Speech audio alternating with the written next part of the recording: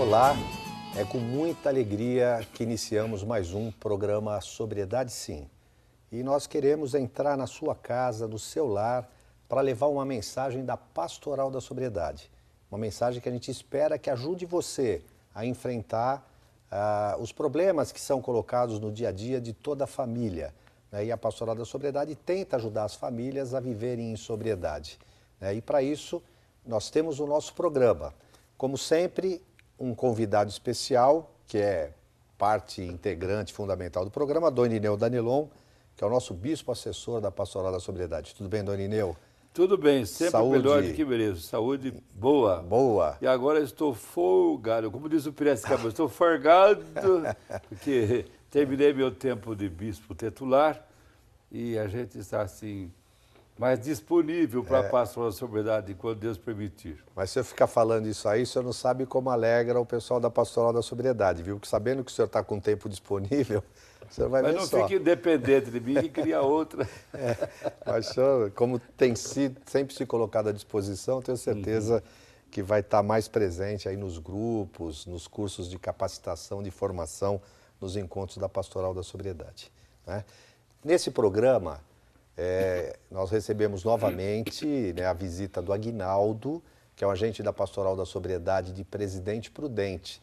E no programa anterior ele havia feito um convite para sua esposa, a Vera Regina, para que ela pudesse também vir testemunhar com ele, né, esse milagre, as graças, as bênçãos que esse casal e essa família têm obtido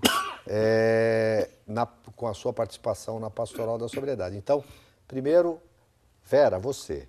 Sim. Muito obrigado por você ter aceito o convite e estar conosco aqui hoje. Eu que agradeço. Eu que agradeço esse convite. Não, para nós é uma alegria. E você também, né, Aguinaldo, por ter conseguido trazer a sua esposa até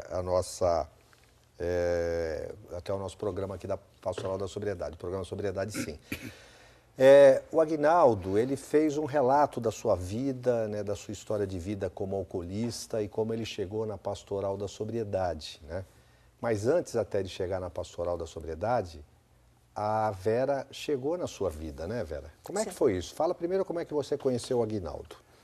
O Aguinaldo, eu conheci ele, eu estava chegando do Rio Grande do Sul, porque eu morei um tempo lá, e eu estava voltando, né, de volta para a minha cidade, lá de Dracena, e justamente quando eu voltei, eu comecei a trabalhar numa lanchonete, e justamente nessa lanchonete onde eu encontrei o Aguinaldo. O que ele ia fazer na lanchonete? Beber. Só que quando eu conheci o Aguinaldo, vamos dizer assim, ele bebia aquele famoso socialmente, né? Socialmente, quer dizer, já está mentindo. Então ele chegava, chegava, tomava uma cerveja, né? E almoçava e ia embora. Para uma pessoa, era normal isso, né? Tempo quente, era normal. Mas a gente, como se diz, não deu tempo para a gente se conhecer assim muito tempo, né?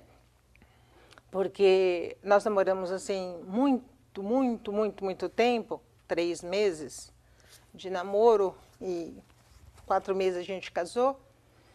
E aí foi aonde que, né, a dependência dele foi aumentando. Quer dizer, nesse período, quando você conheceu servindo a cerveja para ele, você não percebia que isso era um problema ainda para ele? Ele não demonstrava, não tinha atitudes para isso, né? Não, ele não tinha essa atitude, né? Na época eu não sabia assim, o que era um alcoólatra, né? Como que era essa dependência. E foi se passando o tempo, né? Eu estava grávida, né, da minha filha. E ele bebia, no final de semana bebia um pouco a mais, mas graças a Deus ele nunca foi assim, violento. Ele poderia chegar em casa assim, porque estava no churrasco da empresa, porque ele estava numa festinha, ele poderia chegar bêbado do jeito que fosse, ele chegava e já ia diretamente para o quarto. Né? E quando a minha filha nasceu, a minha caçula nasceu, aí a doença dele se agravou. se agravou foi quando a empresa que ele trabalhava anunciou que ela estava falindo.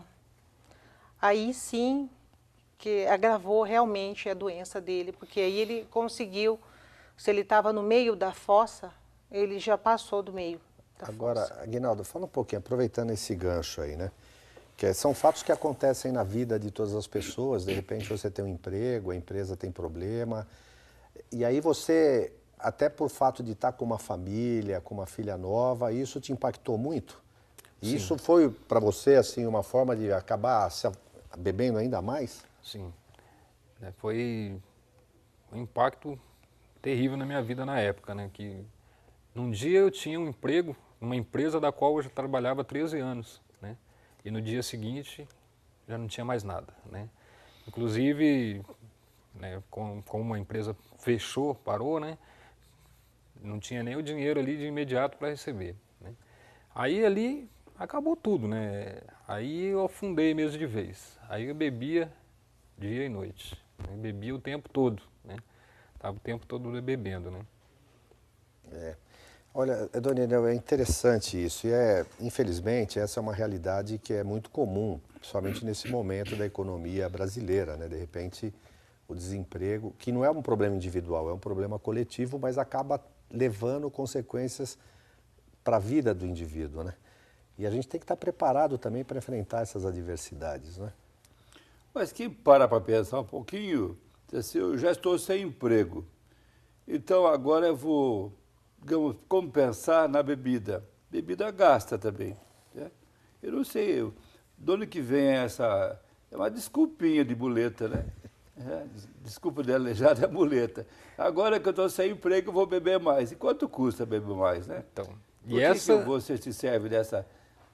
Qual que é o raciocínio que convence o pessoal que passa por dificuldade a beber mais? Então, essa é a pior parte, né? Porque na verdade não tem o dinheiro, né? Você vai comprar, na época eu comprava toda a bebida sem ter o dinheiro, quer dizer, não pagava, era fiado, né? E acumulando uma conta maior ainda, né? Já tinha todas aquelas contas, né, que já vinham se arrastando e foram criando mais contas ainda. Fora ou dava conta de pagar as dívidas dele? Na época eu não poderia, porque eu tinha uma criança pequena, né, em casa. Mas, como eu nasci numa família religiosa, numa família católica, né, minha mãe sempre ensinou a gente, né, os princípios, Deus nunca deixou faltar nada para nós, graças a Deus. Mas era assim, quando ele entrou realmente nessa dependência, e eu sempre fui de rezar o terço todos os dias, nas minhas orações eu sempre pedia a cura, né? E eu sempre falava para Deus que esse não era o homem que eu tinha pedido para casar. Esse não era o homem que eu tinha pedido. Mas eu tinha sempre pedido para Deus um homem trabalhador, honesto, que me amasse e amasse os filhos que a gente tivesse. E ele me deu esse homem. Só que eu esqueci de pedir aquela parte, sabe, das dependências, né? E justamente ele veio com essa dependência, mas Deus me deu essa força, né? Que sempre foi o terço. Então, Vera, eu queria, assim, sem te interromper, nós vamos ter que fazer uma pequena pausa. E você que está aí nos assistindo, né? A Vera está falando um pouco como é que foi o impacto para ela, para a família dela, né? A questão do alcoolismo do seu marido, agravado por um problema, uma situação de desemprego. E ela dizia que, como uma pessoa de fé católica, tinha pedido para Deus um bom marido.